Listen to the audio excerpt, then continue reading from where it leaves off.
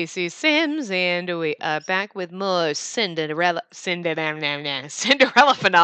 Wow, I can speak today. Jesus. Yeah, Cinderella phenomenon at the sort of end of Rumple's route. God, I almost said Karma. You know, it's just their personalities are so similar. But anyway, Chevalier's route. I mean, I'm just really hoping that's how you pronounce his name, but I'm just assuming it's French. Um, Sounding whatever it might not. I don't know, but whatever. Anyway, I'm just assuming. I know it's not Chevalier. I know you don't pronounce the fucking R. Also, because I lived in Massachusetts for a long time, we don't pronounce as. No fucking as. We pack a cas. We don't park cars. Anyway, yeah. So we'll see if we can. We have a couple more things, a couple more choices actually in this route. Not in this route, in this chapter. And then chapter 9 is the end. And then we get the good ending type of a thing. So we'll see, though, if we can get through all of that and still do the bad ending in this part. Like, I don't know. I really feel like the last chapter, though, was usually kind of... Especially the end chapter is usually long. So, I don't know. We might have 2 more parts left, which is rare because we usually get about 5 parts out of this. And then I think this is the 5th part. So, anyway. The next day, after our lovely romantic rendezvous with Rumple Chevalier. ... Princess, are you okay? Oh, if it isn't the princess. Are those dark circles under your eyes from a romantic night out? You were out with someone last night? No, they're from being woken up early by Delora to do chores. Delora grins at me from the other side of the bar, but says nothing as she goes back to a conversation with another boarder. Darling, you are no fun at all. You must tell me what happened last night. Last night? Did you like the bouquet? How do you know about the bouquet? Why, because it was my suggestion. When Chevalier was asking Karma for advice, it was about me? Look at the way she smiled, Denise. Last night must have gone well. I'm confused. What happened last night? She's also wearing red, gold, and green, by the way. It's like a orangey red, and then yellow and green. But still, matching Karma a little too well. Now I'm singing Karma Chameleon in my head. Jesus, I never will stop singing that song now because of this game, but I'm going to get Rumple to give me all the juicy details when he comes downstairs.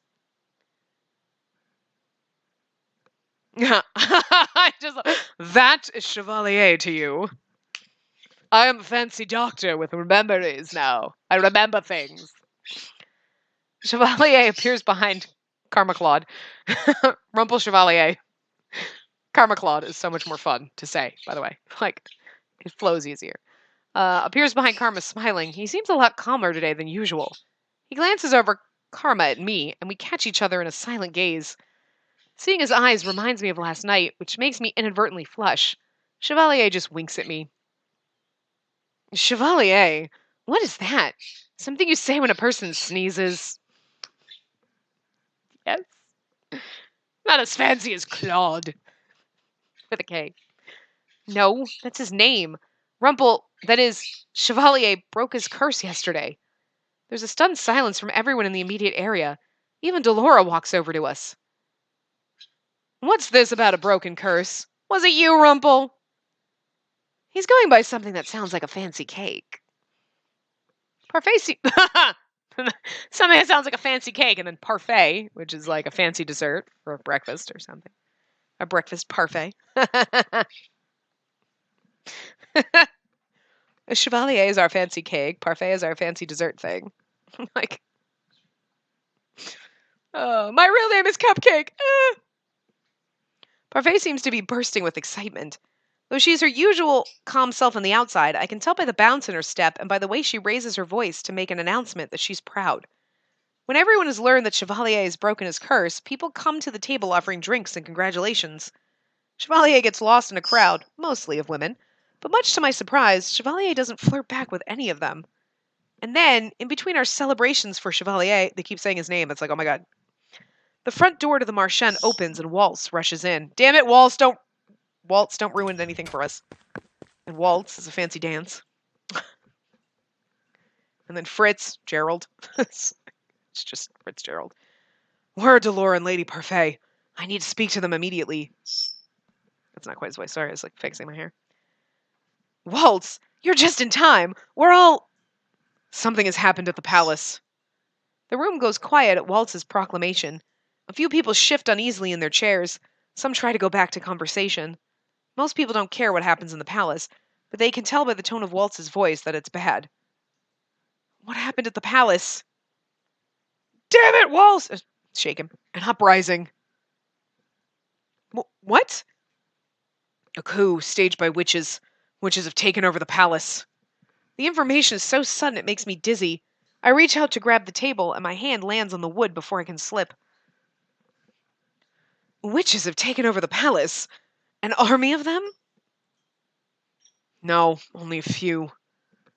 Jerian strides across the room, followed quickly by Garland. Hey, Garland, we haven't seen you at all in this path. Boop. Cleaning dust off my computer monitor was literally right on his nose, so we booped him while he did it. What's this about witches taking over? We have some of the best knights at the palace. There's no way witches could break in under the palace's guard. Unless they had someone inside helping them. That's why you were fired. Alcester? No, Myth. Who are we talking about? You know him as Mithros. He uses a different name now. Sir Mithros? The king's advisor? He's a witch? There's no way Mithros is a witch. We would have known. Glamour. He used a glamour. Everything Waltz says suddenly gets swallowed up in questions. Jerian and Garland ask question after question while others start surrounding Waltz to ask him what has happened to the king and his children. I try to step closer to listen, but I can't hear over the frantic voices in the room. Sir Mithros. I never trusted him, but I never thought he would be a witch. The room only quiets down when Delora and Parfait come to punctuate the conversation with their own demands for everyone to give Waltz space. The Marchen boarders are all taken into the reception room where Waltz stands at attention, waiting to answer questions. He explains that he was looking into a rumor about Sir Mithros from only a few days ago when he found out about the witches' uprising. It was a surprise attack orchestrated by Mithros, who let the witches in through a secret entrance to the palace. Alcester was killed during the uprising. Many knights were injured and are currently being tended to in clinics and hospitals around the town. After his explanation, I feel even worse than I did in the main room. I stare at Waltz at a loss. What of Fritz? Fritz? Sir Alcester's son. Fitzgerald. He was my personal knight. If Sir Alcester was killed during the uprising, apparently we don't pronounce G's either. Uprising, where did that put Fritz? Was he working with Sir Alcester or with Sir Mithros? Did he escape? I'm sorry, Princess. I haven't heard anything about a knight named Fitzgerald. Was he killed? Thought makes my heart plummet. No, Fritz could not possibly be dead. I have to believe that he's still alive. He is never. He's in the very beginning and then that's it. We never see him, so it's really weird. But I feel Chevalier's hand on my shoulder briefly before it slides off. Are any of the king's knights remaining in the palace? If they are, they've either been forced to turn against the king or they've been killed. Is Mithros sitting on the throne? No, he usurped the king but hasn't taken his throne. Waltz turns to me and his expression softens. Princess, feel free to ask me whatever you want. I'm sorry I didn't answer all of your questions earlier. I have so many questions, but I suppose I'll ask them one at a time. We have to ask them all. What happened to the king and the others? I'm not sure. From what I've heard, the king and his family, your family, are still alive. I never cared for any of my step-family, but hearing that they're okay is still a relief. Mithros may be keeping them prisoner for now. Okay, what is the glamour that Sir Mithros used? Dolores steps in to answer the question. A glamour is a high-level magic used to conceal one's identity. It keeps even other witches from sensing you. Parfait cast the same magic on you shortly after you came to the tavern. It was to protect you from the evil witches. A glamour can only be conjured by the powerful witches. It sounds as if this witch has been using glamour to hide himself from others. And then do you know Mithros? It was a long time ago. We both shared the same teacher. Teacher? Wait. Waltz, are you a witch? Yeah. See, that's why he's our canon path. That's why we should go down his path last, because he's a witch. He smiles at me, but it's weak and doesn't reach his eyes. Myth was always very competitive. I thought that he had died at the end of the Great War, but he's been in the palace this whole time. His disguise is so simple. Should have realized his name was so similar, but you couldn't have helped it. That's what the glamour does to you. Maybe if I wasn't cursed, if I had more of my magic, I would have been able to sense him. Who's claimed the crown? As of right now, no one. The king's been kicked off the throne, and Mithros has made a public announcement about usurping the throne, but he doesn't call himself king. Is he trying to win the throne over for someone? Myth has no one left. He was obsessed with our teacher, but she's gone. Maybe he has a different alliances now. Parfai's eyes look distant as she stares dismally down at the ground. If my curse were broken, I would charge in right now and destroy him. So he is cursed, and he can't use his magic, obviously. He's got the Neverland curse, so we know that that makes him like a child. He's like, look, I'm young forever. This sucks. Waltz's expression becomes so dark it sends a shiver through me. It isn't like Waltz to look so angry. We need to come up with a plan. Even if you weren't cursed, you should still not be able to defeat Mithros when he has other witches with him. You would still not be able to. Okay. Witches are trickier to handle. Can't just be plunged through with a sword, eh? I agree with Karma. If all of us go in with swords and shields, we should be able to take the palace back. This is what we've been practicing for. Practicing? Even witches will die if you stick a sword through their heart, won't they? But getting to a witch who knows you're there is difficult. I must do something. I want to help. That's what we're supposed to say. Chevalier wraps his fingers around my wrist and frowns. Princess, this whole time I've been living at the Marchen. I was spared the fate of the royal family by sheer coincidence because I was cursed. I can't just sit here and do nothing while the kingdom falls to a witch. It fell to witches before, and there were dire consequences. I can't continue to be passive. I'll not let myself be like my mother. Princess, I'm Spacey Riella Britain, the crown princess of Angeal, and I'll not stand by and watch when the kingdom is in turmoil. The room goes quiet at my statements. Chevalier's fingers loosen on my hand. I can see a ghost of a smile on his face, though it underlies his sorrow. Spoken like a true princess. Whether or not you want to help, Princess, you really can't. You won't be able to use magic until your 18th birthday. That's when you become the bearer. I can't let that stop me. I'll find a way. The conversation in the rooms continued for a long while.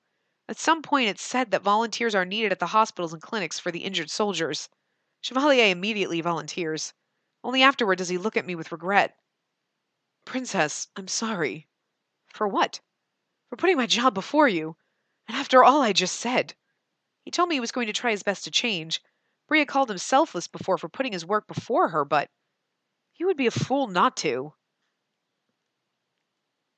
My life is not in any danger, and there are people who need you more than I do. Do what you do best, Chevalier. Princess Spacey. I promise you I'll do whatever I can to help you as well. As the meeting disbands, I'm left standing there in quiet. The last to leave is Waltz, who promises me that he'll make things right. I'm going to trust everyone, but I'm also not going to stand idle. I'll make things right, somehow. As is my responsibility as Crown Princess.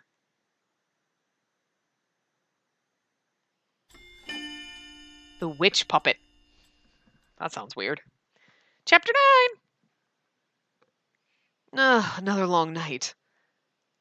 The two of us are on our way back to the Marchen after visiting a clinic in town. We were there for hours, and it's a relief to be out in the open now, where I can feel the wind on my skin. Are you okay, Princess? I know that what you saw must have been difficult. I'm sorry I couldn't shield you from the majority of it. I volunteered to help Chevalier at the clinic part-time, but it's worse than I had expected. Many of the soldiers have severe wounds. I thought that most of the injuries sustained by the knights during the upheaval were only minor. But I was wrong. Your injuries are much worse. Princess? He reaches out and laces his fingers through mine, then gives me a soft smile as he squeezes my hand. Are you okay?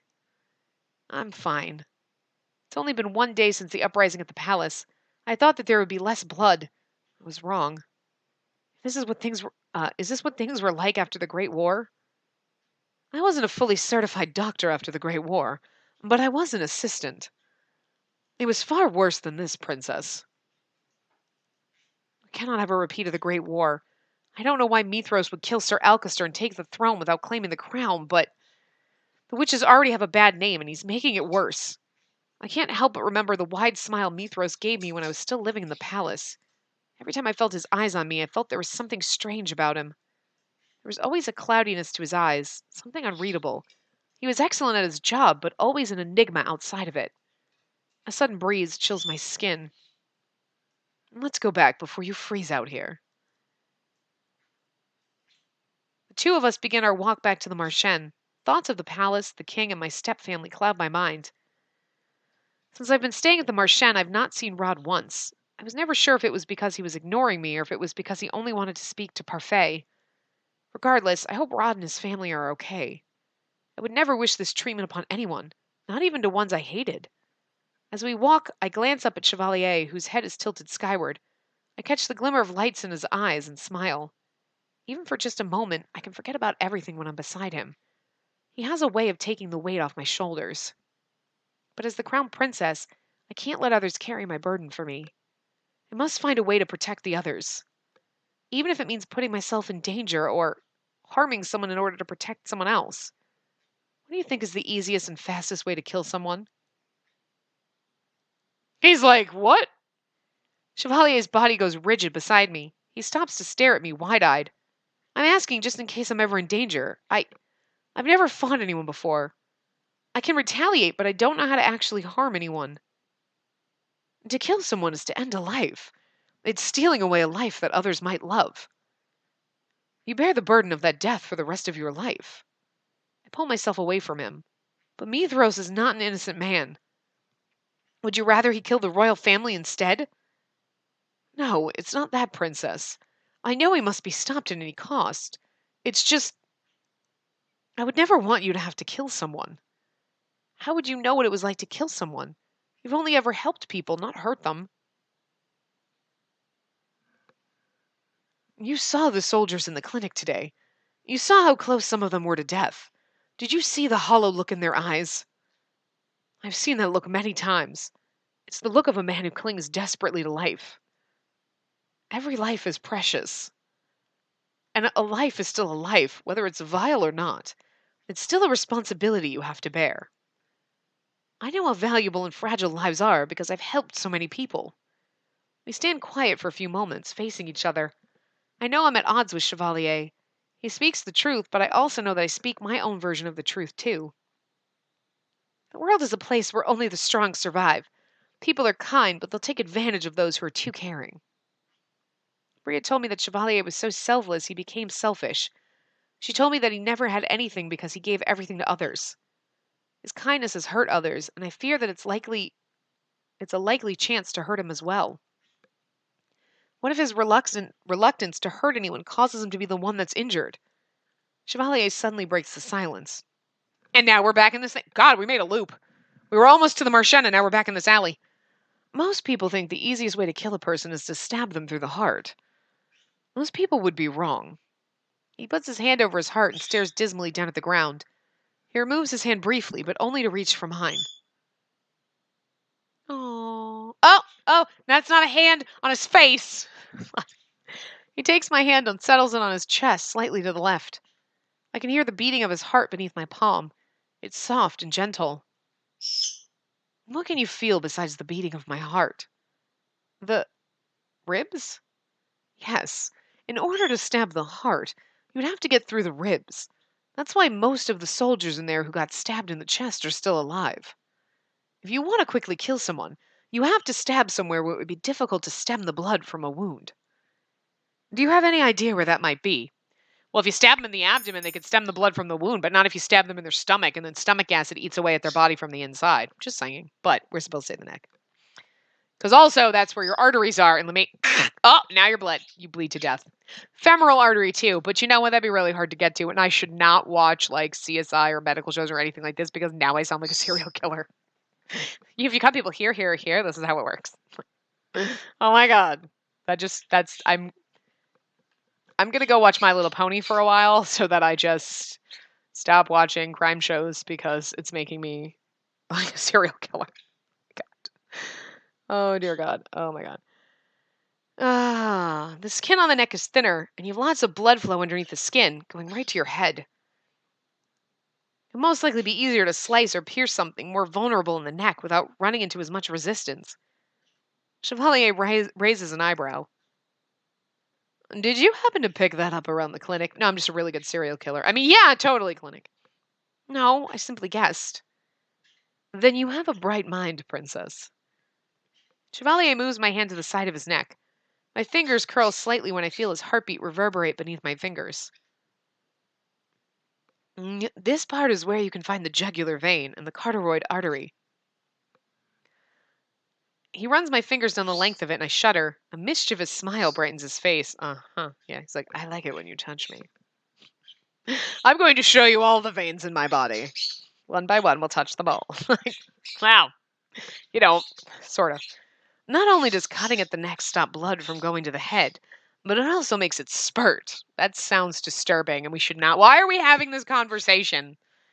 And he shouldn't be so mischievous as he's like making us caress his neck. Feel my neck. And then I'm going to talk about blood spurting. This is some weird serial killer like foreplay going on here. If both the vein and the artery are cut, it only takes a minute to bleed to death. Thus, one of the best ways to kill a person would be through the neck. Why are you telling me all this now? I was just enlightening a new pupil with an anatomy lesson. You asked me a question, and I responded as a teacher. Yeah, there's another anatomy lesson you want to teach us now, which is just really, really disturbing after this, but...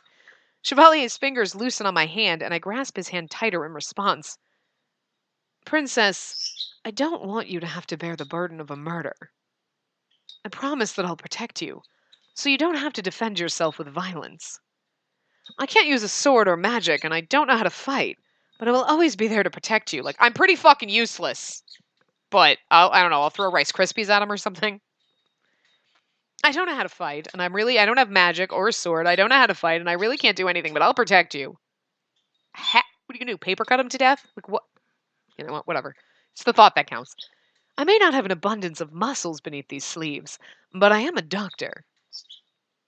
No one knows the body better than I, so though it may not be heroic, I know how to hurt a person. His sincere expression, though pained, tells me that he's telling the truth. I do not want Chevalier to hurt a person either.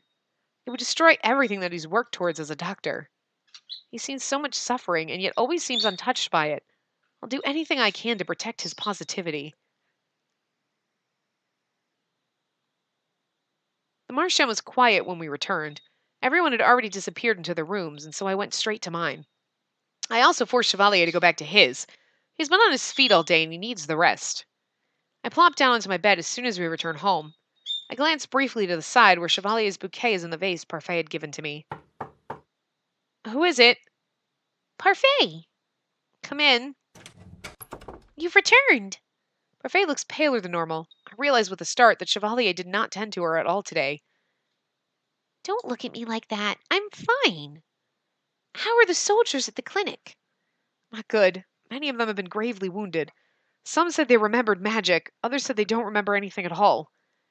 A shadow falls over Parfait's expression as she sighs. So the circumstances are dire. Oh, I couldn't read that for a second. I was like, wait, what? Oh my God.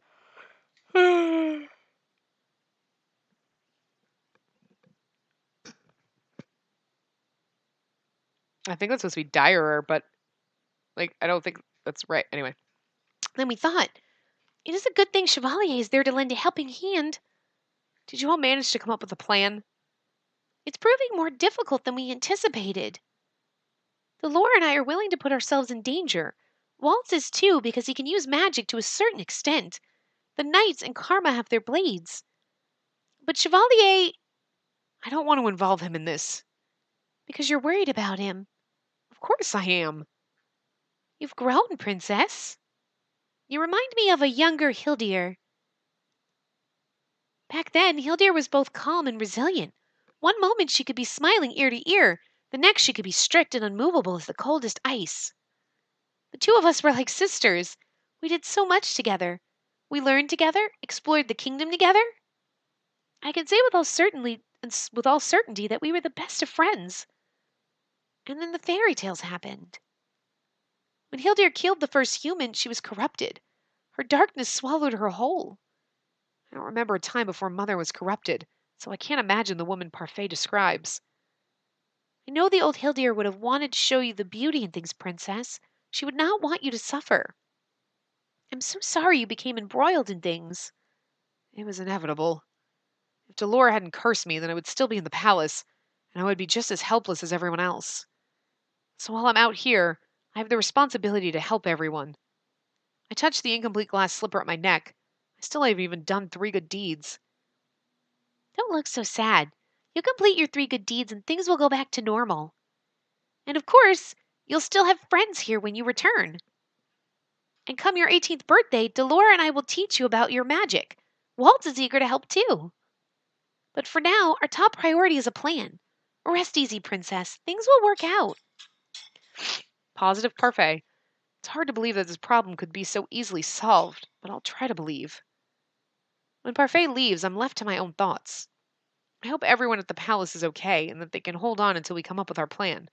But I feel like we are already running out of time.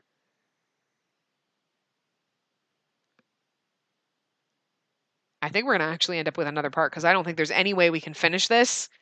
I don't even know if we can get to the good ending. We're going to have to wait and be like, the ending's going to have to come in the next, the last part. Wow. So, anyway, days go by and I find myself assisting Chevalier at times. Other times I remain at the Marchand to help conceptualize a plan.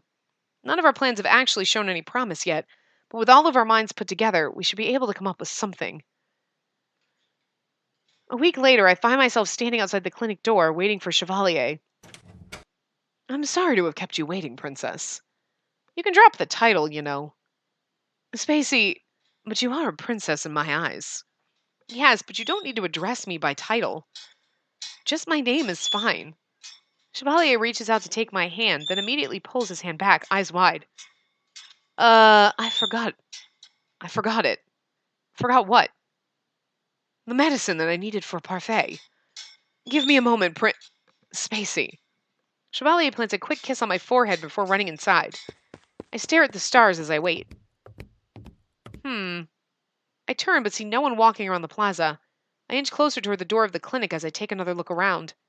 Boo. You know it's Varg. I suddenly see the silhouette of a man. He takes a few more steps toward me and then stops in front of me. I recognize him immediately. His appearance left quite an impression on me the last time. Out at night by yourself? Certainly you know that wolves prowl these streets at night. Yes, because you have a wolf cane, so.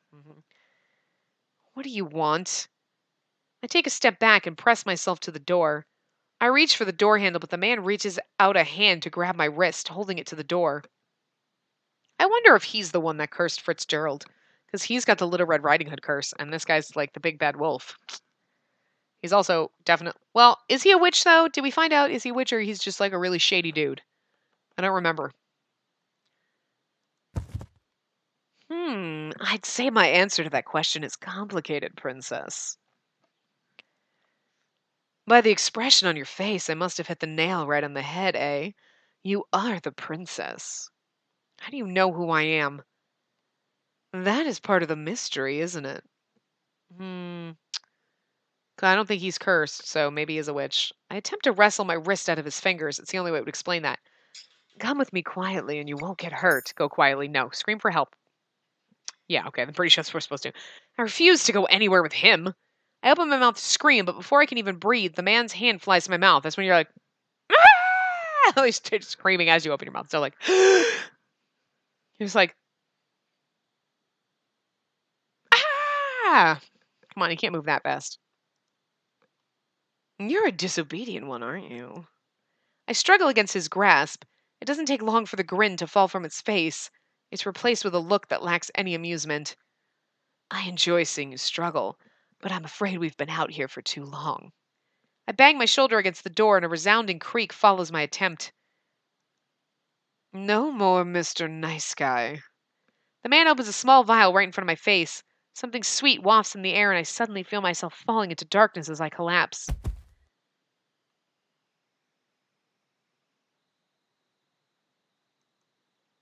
Where am I? I glance around me. My room. I look around cautiously, checking to see if anything in my room is different. The last time I was here was before I was cursed. How is it that this room is the same? Sleeping Beauty has awoken. I move to stand up before realizing that my legs are numb. Shame to see you so easily tamed, princess. And here I thought you would be fun. That sounds pervy. I glance up to look at the man who is now standing right at my bedside. How do you know who I am? Are you a witch? A witch? Me? Ha! Wow. Use bigger sentences, dude. He bursts into laughter. I would rip the witches to shreds if I could. If he could. Then you're cursed. The man simply smirks at me but says nothing in response. He brushes the words aside with a gesture of his hand. Interesting.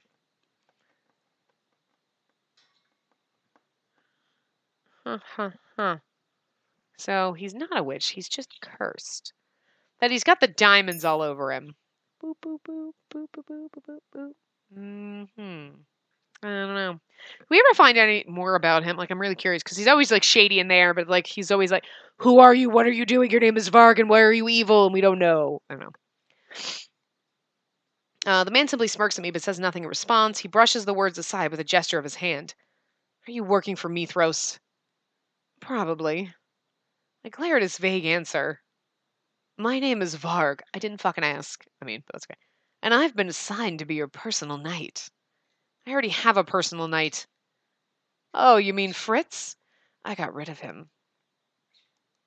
You! No playing with the queen's daughter. Oh, this is Mithras. No playing with the queen's daughter, Varg.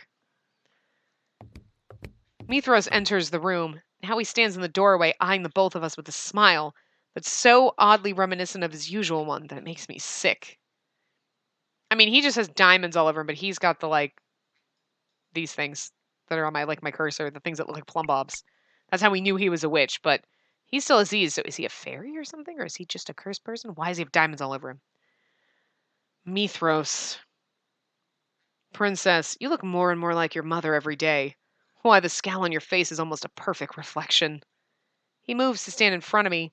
At the same time, Varg begins to take slow and careful footsteps to the edge of my room. What have you done with everyone? Inconsequential or consequential? What? Mithras clicks his tongue impatiently. Inconsequential or consequential people? I narrow my eyes at him. No idea who he defines as inconsequential or consequential. Where are the king and the rest of the family? Where is Fritz? Were you the one who killed Sir Alcester? Inconsequential and consequential then. To start, your knight is gone, princess. I've replaced him with Varg here. They've got the same voice now. I don't give a crap. And Alcester, well, we had a common cause at first. We both wanted the crown. Sir Alcester was also betraying the king? But Alcester was a brute. He wanted to needlessly kill the royal family and steal the crown for himself. At first, I had thought he was calm and calculating. But it turns out that he was just a power-hungry fool. Though I did want to take the crown, I wanted to avoid the bloodshed of certain important people. Mithras smiles at me. It's a look that makes my blood run cold. Yes, us, because he wants us to be the queen because he thinks we're evil like our mom. So I disposed of him and the rest of his knights. Oh, but don't worry, princess. I assure you that your family is resting in their rooms, just like you're resting in yours. What? Do not worry. You'll see them shortly for dinner. I have my doubts about Mithros' story, but if what he says is true, then Sir Alcester wanted to kill the royal family and Mithros saved them. But then he decimated the knights and took the royal family hostage? Why would he do such a thing? They're prisoners, then. Prisoners in their own home? Nonsense. We're all just awaiting the Queen's return together. The Queen? Slowly, I feel pieces beginning to fit together. The Queen. He can't be talking about Ophelia. Oh, wait. Okay. Delora, do you think witches are capable of bringing back the dead? Mother is dead. Is she really? Uh-oh. You can bring Mother back from the dead? We can, Princess. We? The Queen has been resting for a long time, waiting for you to gain your powers so that you can help her escape her prison. You're not making any sense. I struggle to keep my words from faltering. How is Mother alive? And what does he mean by a prison? The Tenebrarum is the Queen's prison. It's linked to the Queen's power.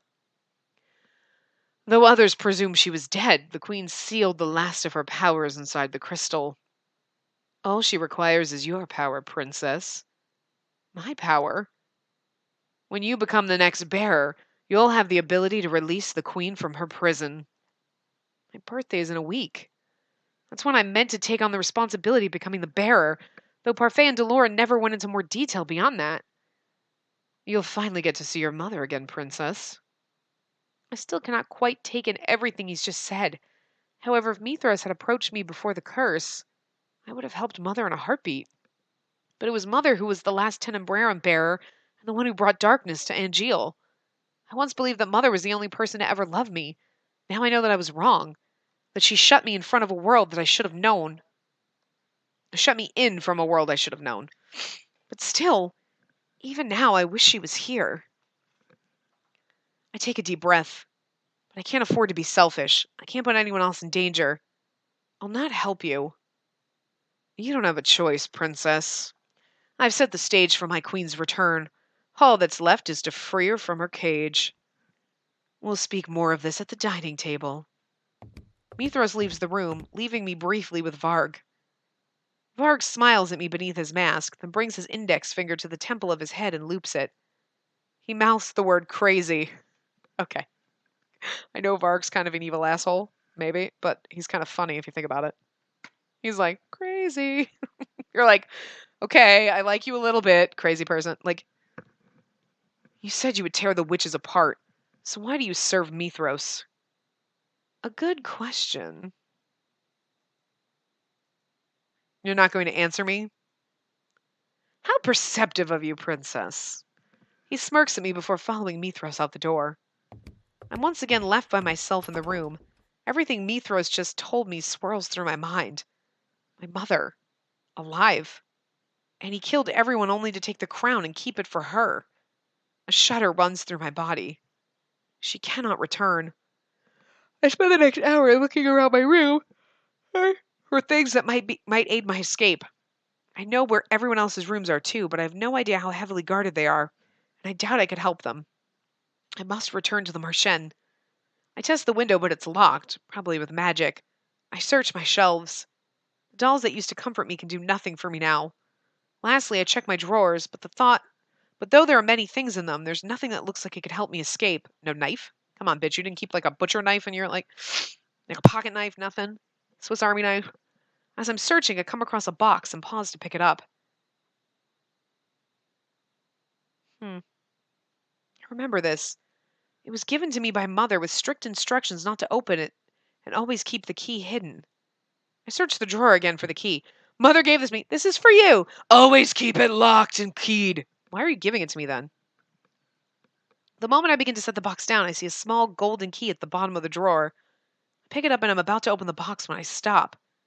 This is hardly a priority right now. I set the key down next to the box. No, put it in your pocket. I should be searching for a way to escape. I turn to see Varg's smiling face at the door. You look like a criminal who's just been caught doing something naughty. Says the criminal himself. Maybe we're meant for each other. I narrow my eyes as he approaches. Behind his back, I can make out the open door. Don't even think about it. You don't want me to pounce you in the hallways, do you? Oh, perv. That would be unpleasant. Varg grabs my wrist.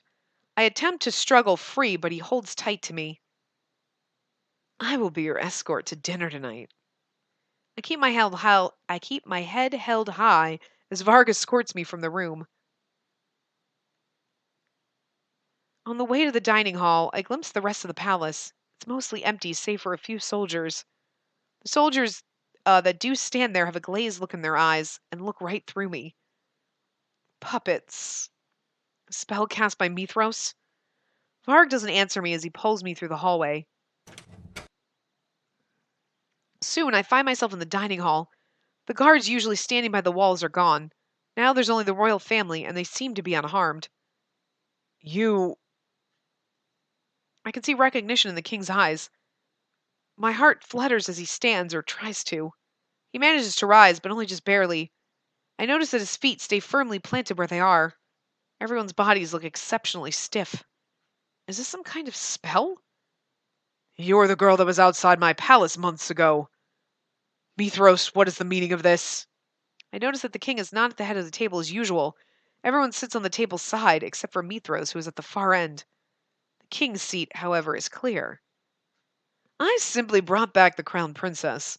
You should be thanking me, Gennaro. I've reunited you with your daughter. My daughter? The king raises an eyebrow, clearly skeptical. I can see in his eyes that he is loath to trust anything Mithros has to say. The king slumps in his chair as Varg leads me to a seat just beside Rod. I notice Emmeline sitting just to Rod's side. She forces a smile onto her face, but I can see tears gathering in her eyes. Allow me to offer a more formal introduction for our guest, even though you all know her. Her name is Spacey Riella Britton, and she's the crown princess of Angeal. And your blood daughter, Gennaro. The king looks at me again. This time there's more uncertainty in his gaze. Prince Rod will tell you, won't he? Rod? Rod looks at me, his gaze quiet but expectant. I turn to the king and to the rest of my step-family. We're supposed to say it's nice to meet you, like, I am indeed the crown princess! That's douchey. There's no point in trying to convince the king of my birth right here and now. I would only confuse him more, and now's not the time or place. I glance at Mithros, who is smiling at me expectantly. Besides, Mithros must have a reason for insisting on my birthright right now. Most likely, he just meant to confuse the king more. If that's the case, I'll not play into such a petty scheme. My name is Spacey. Thank you for your kindness that one time. Rod looks shocked. I scowl at him before turning to look at Mithros. Mithros' smile is twisted into a frown. I feel proud in seeing him caught off guard. Spacey, what are you doing here? Gennaro, she's undoubtedly your daughter. That's why she's in the room that you've been taking care of. What? The king's eyes widen. He looks at a loss for words. Princess, the king has been keeping your room clean and tidy for the sake of nostalgia, and he has no idea why. Magic works in interesting ways, doesn't it? I was wondering why my room was unchanged. But could it be that the king remembers me somehow? I look up at him, but he has already glanced away from me. His expression a complicated twist of confusion and helplessness. Helplessness. Yeah. It seems that even the king doesn't fully understand. I turn to Mithros. It can work in both good and bad ways. Ah, yes, the fairy tale curse is terrible, isn't it? I catch Varg's eyes from the side of the room. He glances away from me, and I follow his gaze to the corners of the room. I hadn't noticed them before, but now I see cloaked figures hiding in the shadows. Witches. They must be the ones holding everyone in place if they try to escape. But not all magic is terrible, like the magic we'll use to revive the queen. You're insane. Hildur is mad. You have no right to refer to her by name. A sudden chill envelops the room. I can feel actual icicles on the table. I pull my hands away. Now, we're going to eat dinner, and we're going to enjoy it. And every day will be just like this until the queen returns. Rod glares across the table at Mithros. Why? I love Sebby. I miss you, Sebby. Why would we not enjoy dinners together? That's not what I meant. Why go through the charade day after day? I stare across the table at Mithros, glaring. I already told you before. I had to clear this place of traitors. Alcester planned on stealing the crown, and I stole it back. But because the time of the Queen's revival is so close, I've decided to keep the crown with me until I can return it to its appropriate owner. Queen Hildir is the true owner of the crown. I thought it best that we all wait out her arrival together. Why are you hanging in your cage screaming out the window like you can't come out? Bird is being weird. He's like literally hanging on the side of his cage calling out to birds outside, but it's like, you can come out. So weird. But know this. When my queen demands it, I will kill all of you. I simply refuse to act without her orders. This time, guards come into the room with food. They set it before us and were forced to eat beneath Mithros's watchful gaze. Though I try to spot an opening in the dining hall, I can find no way out. This really is a prison. 2 days pass. I've been searching for ways out and trying to ease more answers out of Varg and Mithros. Neither of them is very forthcoming. Both enjoy speaking in riddles. Varg especially is an enigma. Whenever I try to ask him about Fritz, he smirks at me and remains silent. What? Not going to try to ask me any questions tonight? I'm not going to get any answers from Varg, and it's almost my birthday. I need to find a way out of here. I'm disappointed. You're the only fun I have in here, Princess. Maybe if I'm quiet, he'll leave me alone. If you're just going to be quiet and sulk, I guess I should be going. Remember, don't try anything funny. There are knights just outside your door. Varg bows mockingly. He leans down to pat me on the head before he turns and leaves. I cannot give up. I once again begin my search of the room. Time is running out, and there's nothing that I can do besides search for a way out. But I know that if I leave the room, the knights will catch me immediately. If I had a weapon, I might stand a chance. I put my fingers to my neck and remember what Chevalier told me about it. Sleep. Sound comes from outside my door. It's a woman's voice. The door opens and suddenly Chevalier and Delora are both in my room. Princess! I'm startled to see Chevalier standing before me, his eyebrows drawn over his eyes with great worry, and beside him stands Delora with her arms crossed. Well, aren't you a sight for sore eyes? We're here to stage a daring rescue. I rush to Chevalier and wrap my arms around him. He puts a hand on the small of my back and smiles down at me. We're going to get you out of here, Princess. How did you both get in here? With the power of magic. Dramatic, even at times like this. The two exchange a look before looking at me seriously. Parfait, Waltz, the knights, and Karma are all here. We thought we'd just be fighting witches, though. We weren't expecting the knights. No matter what we said, we couldn't get through to them. They're under a spell. Mithros. He wants to release Mother. Both of them look at me with confusion. What?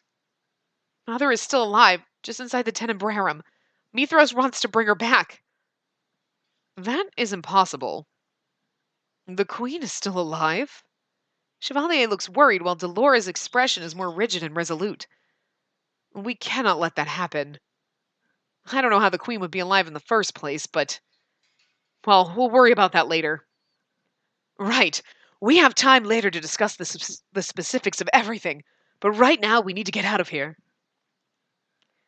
Right. Everyone is keeping the guards and witches busy for you, Princess. I'll distract Mithros.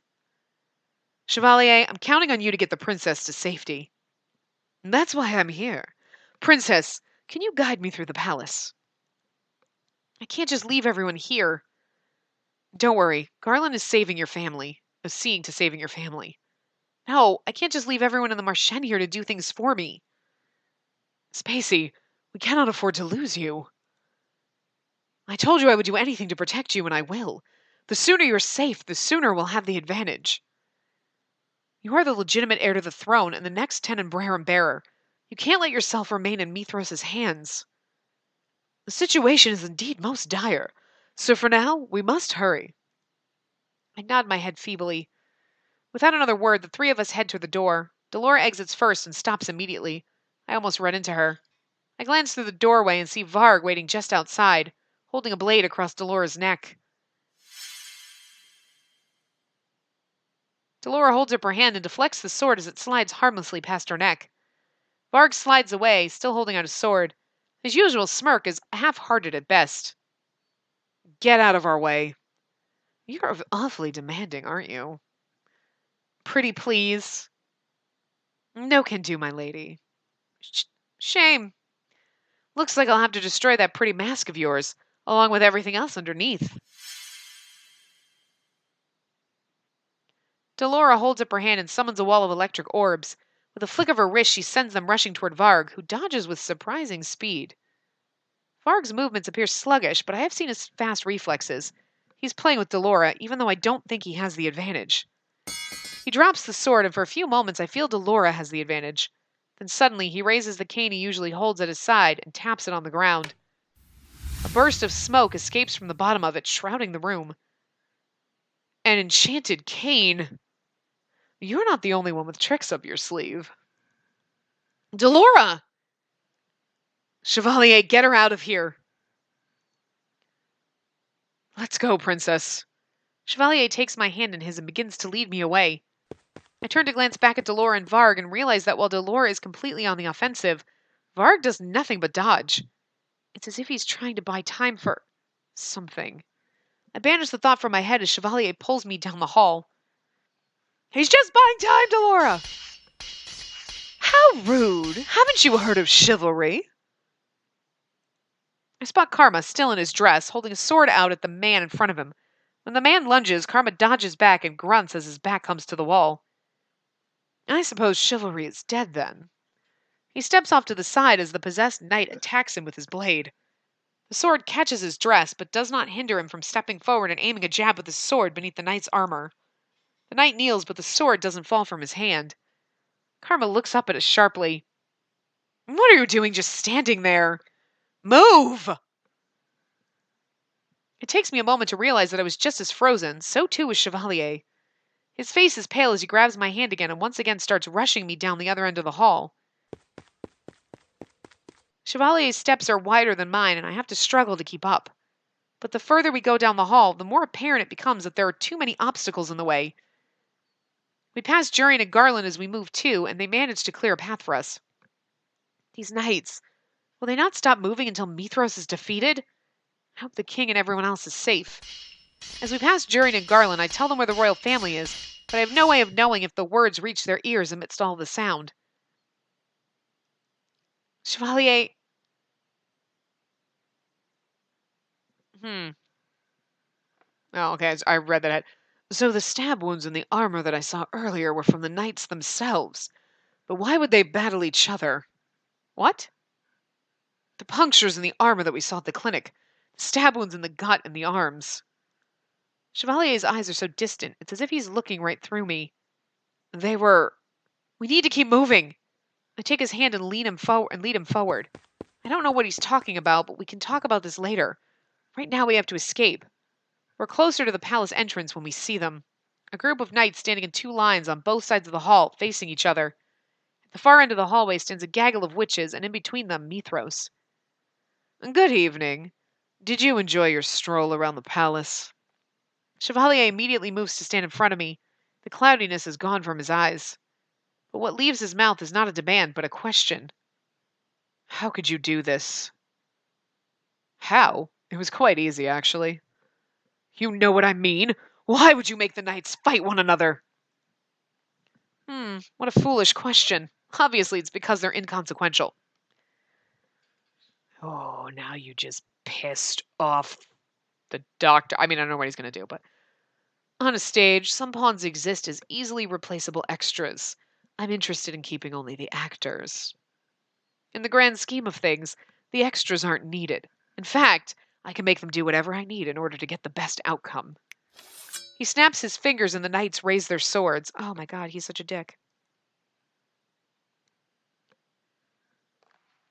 I tense, thinking that the knights are going to turn to us, but they never do.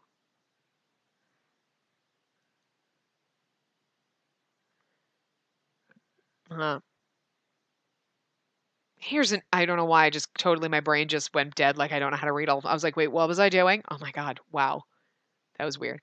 Here's an interlude for you to enjoy. The knights are attacking each other. The sound of metal ringing against metal fills the air. The knights' swords arch, dive, and stab. Mithros watches from behind them, the sly smile never leaving his lips. The two of us can only stand there, stunned into silence. It isn't long before we can see red. The smell of blood begins to linger in the air as swords cut through flesh. Abruptly, I snap to my senses. I attempt to move forward, but Chevalier remains firmly grounded. Chevalier! I heard many things about the doctor working at the clinics. I heard that he was a volunteer who had assisted in helping the injured during the Great War. I also heard that until just recently, he had been cursed. I knew immediately upon seeing you that you were that volunteer. I suppose it's unavoidable that you and the princess know each other, but to think you would be so close. Chevalier just stares blankly ahead. He looks almost like he's under a spell. His eyes are glazed. I continue to call his name. His eyes follow the sword movements of the knights, and he doesn't even spare me a glance. Oh, God. He's going to try to kill us. Have I unraveled the doctor?